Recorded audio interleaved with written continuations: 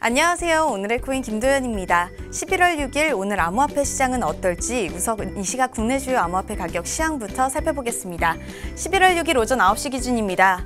어제 상승세는 잠시 주춤한 모습인데요. 전반적으로 큰 변동 없는 가운데 리플이 6.48% 더 오르며 어제의 좋은 흐름 이어가고 있습니다. 이번엔 글로벌 거래량 순위 보겠습니다.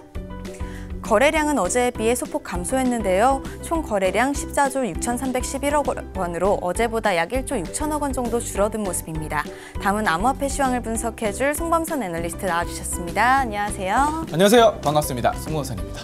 전문가님, 미국 증권거래위원회가 사기 ICO를 10개가량 적발했다고 하더라고요. 네, 맞습니다. 이 SEC가 작년 9월부터 올해 9월까지 1년 동안 10개 정도 사기 ICO를 발견했는데요. 네. 자, 이런 부분들 때문에 단속 활동이 이어질 것 같고, 중요한 것은 어제 비트코인 캐시 호재로 굉장히 많이 올랐었던 이 코인 시장이 어제 낮에 잠깐 주춤했어요. 네. 자, 그래서 이런 사기 소식 때문에 전 세계적으로 영향을 미친 바 있다. 이런 것들이 약간 되돌려 놓으면서 위기감도 고조가 됐습니다. 네. 자, 하나씩 좀 살펴보시면은 SEC가 이제 석유 시추 비용을 위장 ICO도 발견했고요. 네. 자, 그리고 미등록 상태에서 ICO를 중개했던 것도 잡아냈습니다. 네. 자, 그리고 정보 조작이나 해킹 등으로 적발된 것도 있습니다. 그렇다면 이번 사건이 암호화폐 시장에 어떤 영향을 미칠까요? 아무래도 앞으로 굉장히 조사가 좀 심층적으로 들어갈 것 같아요. 네. 그래서 SEC가 여러 단속을 할 것이고 그만큼 규제도 좀 강화될 것이다 라는 것이고요. 어쨌든 이런 것들 소규모 또 ICO 하는 것들 작은 것들 강화되고 또 유명 인사를 내세워서 과대 포장 사실 알맹이는 요런데 이만큼 이렇게 있을 것이다. 이렇게 포장해서 ICO를 하는 것도 굉장히 잡아낼 겁니다. 자, 하지만 이런 것들이 좀 국내 시장에는 그렇게까지 큰 영향을 미치지는 않을 것으로 나타나고 있는데 일단은 우리나라가 국내 정부가 예전에는 좀 약간 소극적이다가 요즘 선회하고 있죠. 그래서 그렇죠. 합법적으로 약간씩 태도를 바꾸고 있고 이런 것들이 지금 어제 시장에서 보시면은 유명한 해외 애널리스트인 조셉 영 같은 경우도 국내 암호화폐 시장을 좀 긍정적으로 전망을 했거든요. 네. 자, 그래서 이런 부분들 ICO 시장 약간은 미국과 우리나라가 약간 다르게 갈 수 있다라는 점. 그래서 여러분들이 이런 점에 대해서 너무 걱정을 안 하셔도 되고 좀 침착하게 접근하시면 되겠습니다. 네. 자, 그럼 이제 가격적인 부분 차트 보면서 나눠보도록 하겠습니다. 네, 어제 주인공이었죠, 비트코인 캐시. 네, 그렇습니다. 비트코인 캐시 약간 주춤하는 모습이고 네. 이런 모습처럼 대부분의 암호화폐들도 약간씩 주춤하는 상황이었어요. 네. 자, 그래서 지금 지수를 좀 살펴보시면은 비트코인 지수, 비트코인 포함된 지수도 보합권이고 알트코인 지수도 보합권으로 나타났습니다. 네. 일단 비트코인 캐시가 이렇게 주춤하는 가운데 이것에 대해서 앞으로 좀 추가 상승이 있을 것인가에 대한 여부 많이 궁금하실 것 같아요. 그래서 좀 보시면은 일단은 로저버와 바이낸스가 지원을 한다는 소식은 어제도 말씀드렸던 바가 있고요. 그렇죠. 자, 근데 중요한 것은 여기가 끝이 아닙니다. 바로 바이낸스 이후에 많은 거래소들, 후업이라던가 코인베이스, 자, 그리고 플로넥스 등등의 거래소들이 바로 비트코인 캐시를 지원하고 나서겠다고 밝혔거든요. 네. 자, 그래서 비트코인 캐시 하드포크를 지원하는 거죠. 네. 그래서 이런 부분들에 대해서 전혀 거래소의 지원은 막히지 않는다는 사실. 그렇기 때문에 여기서 지금 절대로 크게 떨어질 가능성은 많지 않아 보이고요. 중요한 점은 여기서 거래량이 지금 없죠, 별로. 자, 그렇기 때문에 여기서 이제 좀 추가 상승이 있을 때 전 고점을 돌파했을 때, 전 고점을 돌파하면서 거래량이 치고 올라갈 때 바로 좀 추가 매수를 2차 매수를 노리기 바람직하다라는 점 말씀드립니다. 네. 자, 그리고 넥시 보겠습니다. 넥시 굉장히 많이 올랐어요. 네. 자, 그래서 넥시 같은 경우는 이제 암호화폐 거래소 코인제스트와 함께 MOU를 맺었다는 점, 이런 점들이 이제 저번 달에 발표를 했지만 이런 것들이 이제 이번 달에 본격적으로 시너지 효과가 나타날 것이다라는 기대감이 나타나고 있고요. 자, 중요한 것은 이제 넥시와 이 코인제스트가 해외로 진출했을 때 서로 고객을 확보하기 굉장히 힘들어요, 처음에. 네. 근데 이런 것들을 공유하기로 했습니다. 네. 자, 그리고 그 밖에도 굉장히 그래서 해외에서 같이 성공하게 되는 거고요.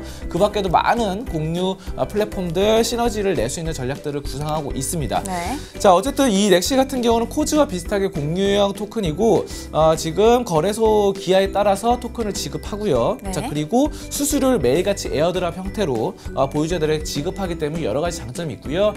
그 밖에 이런 부분들 공유형 토큰으로서 코인제스트와 어느 정도 시너지 효과 앞으로 뉴스 나오는 거 잘 보시면서 호재가 하나 뜰 때마다 좀 접근하시는 것도 괜찮아 보이고요. 네. 자, 그리고 루키코인 보겠습니다. 루키코인 같은 경우는 엄청 급등했어요. 30%가량이 올랐습니다. 약간 뭐 눌림이 있어서 윗골이 나타나긴 했지만 어쨌든 근데 요거 같은 경우는 지금 전에 스타코인이 엔터테인먼트 코인으로서 굉장히 급등한 적 있었잖아요. 근데 요게 이제 루키코인 같은 경우도 엔터테인먼트 코인입니다.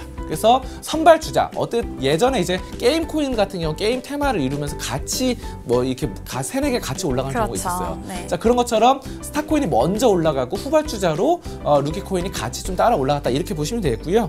자, 그리고 루키 같은 경우는 이제 그겁니다. 이제 MCN 1인 크리에이터 사업으로 좀 광고 플랫폼을 지원하는 코인이고요. 자, 이런 점들 좀 후발주자로 올라간다는 점, 엔터테인먼트 좀 주목해볼 수 있는 테마가 아닌가 싶습니다. 자, 여기까지 암호화폐 종합 분석 시간이었습니다. 네, 오늘도 좋은 소식 고맙습니다.